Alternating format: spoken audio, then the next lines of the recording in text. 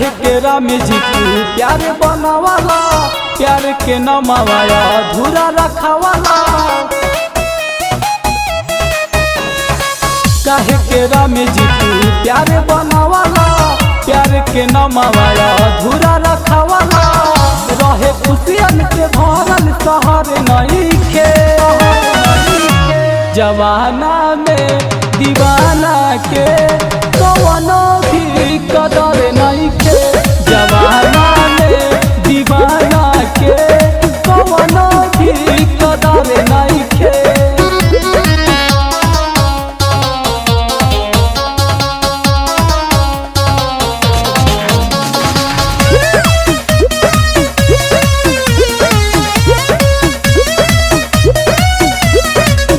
प्यार से भरोसा उठाल दुनिया में आईता, चाहे दहिया में बाबा दूगो दिल बनाईता, दूगो दिल बनाईता। प्यार से भरोसा उठाल दुनिया में आईता, चाहे दहिया में बाबा दूगो दिल बनाईता। प्यार करे के कवनो जिगर नइखे, जवाना में दीवाना के कवनो भी कदर नइखे। जवाना में दीवाना के कवनो भी कदर नइखे।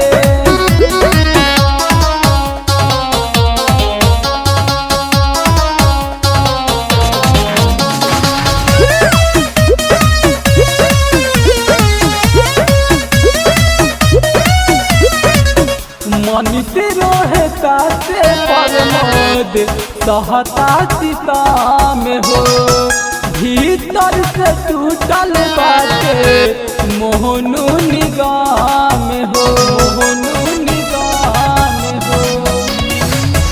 मनीष रोहता से प्रमोद सहता सीता में हो, भीतर से टूटल बाटे मोहनु